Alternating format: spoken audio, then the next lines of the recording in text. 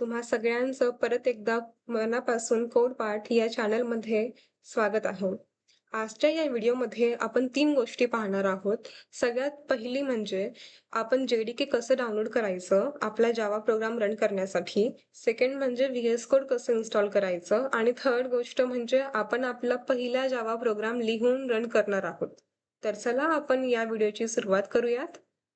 तर इथे तुम्हाला दिसतंय मी एक माझं ब्राउझर ओपन केलंय. त्यामध्ये Oracle JDK डाउनलोड असं क्लिक केलंय. त्यानंतर मी एंटर म्हणते आणि पहिलीच जी वेबसाईट आहे Oracleची त्यावर तुम्हाला क्लिक करायचंय.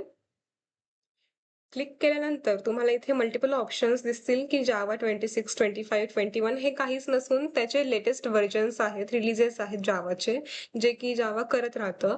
तर तुम्हाला तुमच्या चॉईसनुसार जे JDK कम्फर्टेबल असेल ते तुम्हाला डाउनलोड करायचंय, चूज करायचंय.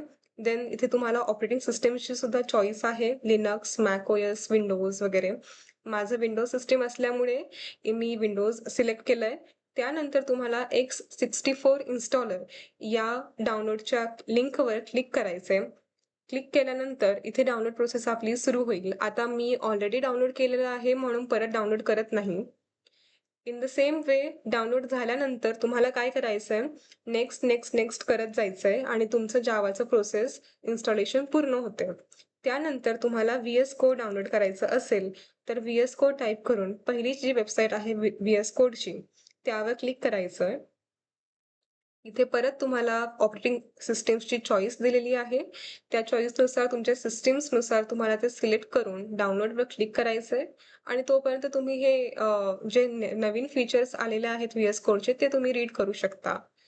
की माझ्याकडे ऑलरेडी आहे व्ही-एस कोड त्यामुळे मी परत डाउनलोड करत नाहीये. सो व्ही-एस कोड डाउनलोड करताना तुम्हाला एक गोष्ट लक्षात घ्यायची की तिथे ॲड टू पाथ असा पॉपअप शो होतो. तो तुम्हाला सिलेक्ट करायचा आहे चेकबॉक्समध्ये आणि त्यानंतर तुमचं सेटअप पूर्ण होतं व्ही-एस कोडचं. तर चला आपण सुरुवात करूया. व्ही-एस कोड ओपन करूयात. आता मी इथे टाइप करते व्ही-एस कोड. इथे तुम्हाला दिसत असेल व्ही-एस कोड ओपन होतंय. ओके. हा आहे आपला व्ही-एस कोडचा IDE. ओके. तर तुम्हाला इथे वर मेनू बार दिसतोय. त्यामध्ये बरेचसे डिफरंट मेनूज आहेत. File, edit, selection, view etcetera. आपल्याला सगळ्यात मेन लागणारी गोष्ट म्हणजे टर्मिनल आणि रन आणि बाकीचे पण लागतात. पण मोस्ट तरी मी हेच यूज करते. त्यानंतर या सेक्शनला आहे एक्सप्लोरर, सर्च बार, एक्सटेन्शन्स किंवा इथे पायथन लँग्वेज आहे किंवा तुम्ही इथे होवर करून पण बघू शकतात काय-काय आहेत इथे फीचर्स रन एंड डिबग असे शॉर्टकट्स दिलेले आहेत. तर आपल्याला आता गरज आहे एक्सटेन्शन्सची. एक्सटेन्शन्स म्हणजे इथे आपल्याला प्रोग्राम तर लिहिता येतो, पण without extension we can not compile or run it. So that is why extensions are required in VS code. तर चला आपण इथे टाइप करूया जावा. जावा टाइप केल्यानंतर इथे पहिलं जे ऑप्शन आहे असं Java Oracle corporation and Java platform extension for visual studio code हे दिसतंय तुम्हाला. हे ओपन करायचंय. त्यानंतर तुम्हाला इथे इथं मी ऑलरेडी इन्स्टॉल केल्यामुळे अनइन्स्टॉलचं ऑप्शन येतंय, पण तुम्हाला इन्स्टॉल करायचंय ते ऑटोमॅटिकली एबल होऊन जातं, इनेबल होतं. Okay. So after installation of extension we will go to our folder. Folder name code part. Java folder मी क्रिएट केला होता.